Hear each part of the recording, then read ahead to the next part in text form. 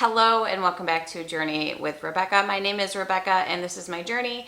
And today is my daughter's 13th birthday and I need to make her a birthday cake. Now, if you watched the video that I put out last night about the stuffed potatoes, about the stuffed mushrooms, you know that my kitchen was very chaotic. Today is no different. I planned on making this birthday cake last night, and after the series of events that happened while trying to make the stuffed mushrooms, I thought it would just be best if I didn't make the cake last night. It was just, nothing seemed to go right. Despite that, the mushrooms were absolutely delicious. But I thought, why don't I take a breather, gather my thoughts, get a good night's sleep, and come back to the kitchen tomorrow. So that is what I'm doing. I have taken steps to fully prepare myself for this so that I am not making any silly mistakes like I did yesterday. I have measured out all of my ingredients. I have gotten everything together that I need, and basically I'm ready to just put the cake together now. Yes, I could have gone to the store and just bought a box of cake mix, but I don't like to do that. I like to make things homemade. I have control over the ingredients that are going into the things that I'm making. Plus, I always make my kids' birthday cakes. So I was doing a million other things, and I'm like, you know what? All of that is inconsequential right now because I need to make this birthday cake. I still have frosting to make. I still have presents to wrap. And I just have a lot to do. So I thought I better get started. So I've preheated my oven to 350 degrees. And I have very generously oiled some pans with some Crisco so I don't run the risk of my cake sticking. And now I'm ready to actually just get started. So let's go. Like I said, I've measured out all my ingredients so I don't have any mishaps or mistakes.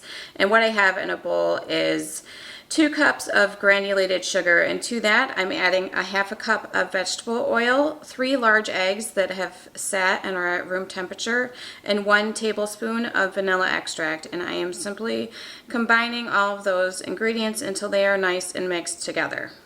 The next thing I'm doing is adding in half a cup of sour cream that is also at room temperature, and I'm just beating that in until it's well combined. And now that I have all of my wet ingredients mixed together, I'm taking my dry ingredients and combining them. And for that, I have 2.5 cups of all-purpose flour that I have sifted, 3 teaspoons of baking powder, and 1 teaspoon of salt. And once that's all combined, I'm adding half of my milk, which I have 1.25 cups of milk. It can be any type at room temperature. I added in the rest of my milk, and once it started to come together and combine, I then incorporated the rest of my wet ingredients and just mixed it until it was all well combined. All right, now that my cake is fully combined, I'm going to add them to my 2 round cake pans. I am being extra today, and I'm going to measure out and weigh my pans just because I want them to be even. I swear every time I make a cake, it's not even, and I end up with just crazy layers. So this step is absolutely not needed. It's just something I'm doing because I want my daughter's cake to look nice. So absolutely not needed or required. Maybe you don't even have a kitchen scale. I was gifted one for Christmas, and now I'm able to do extra bougie things like this because typically this really is not something that I would do. But I want the cake to look nice. I put the cakes in the oven, and guess what I did? I set a timer, which is something I always forget to do, but I'm really trying not to mess up these cakes this year.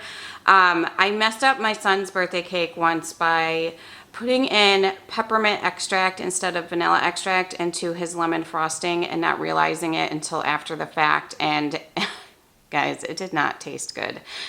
While the cakes are in the oven, which by the way, I don't think I mentioned, they're going in the oven for 28 to 32 minutes on a 350 degree oven.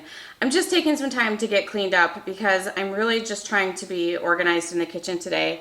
I thought I knew what kind of frosting I was going to make for my daughter, and now I think I've changed my mind. So I need to find another frosting recipe. She wants a lemon frosting, so I need to find something that's going to work and go well with this cake that I'm making.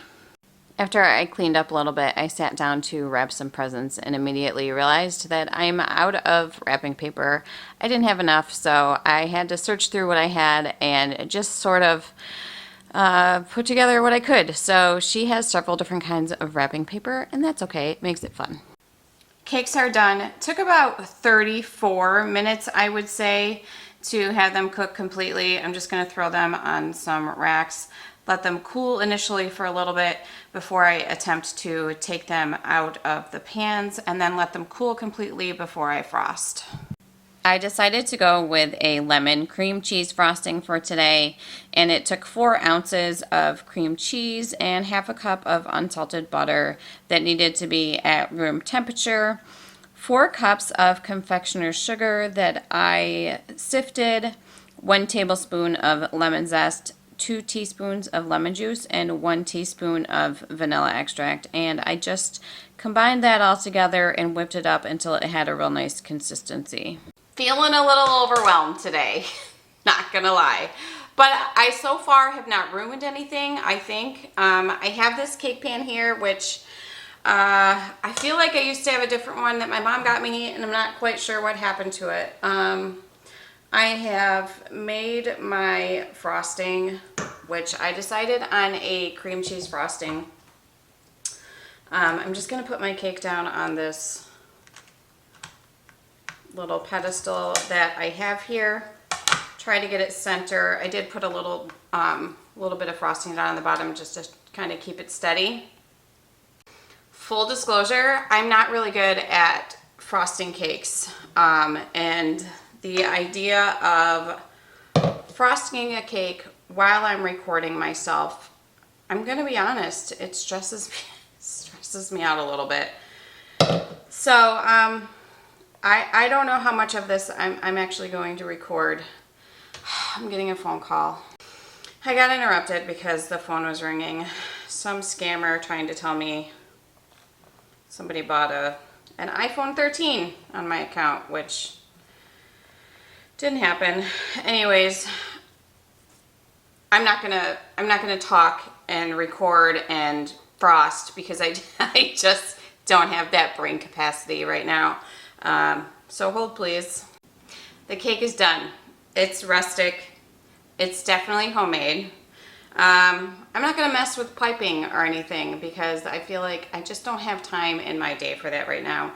I still have to put together dinner. We have a game at 5. We have practice at 7. I'm not sure when we're gonna eat or eventually get to enjoy this cake, but at least this part is done. I really hope my daughter enjoys it. I literally almost had a panic attack or a heart attack. I don't know, you pick, because I almost dropped it on the ground after I got done frosting it. Can you imagine? I can. I would cry. Anyways, I enjoy making things from scratch. I think, you know, yes, I could have just gotten a box cake and a can of frosting from the store, which is fine. There's nothing wrong with that. I like to add a special touch of just making things at home and controlling the ingredients that go in them. I really hope that you guys enjoyed this video, and if you did, please be sure to give it a thumbs up. Don't forget to subscribe and share with your friends, and I will see you guys soon. And happy birthday to my daughter Olivia. I apparently have been recording on my phone for 9 minutes. What the hell? That's how I feel right now. I've been doing a ton of things. I think I've done like 17 things of dishes. I'm forgetting to hit record.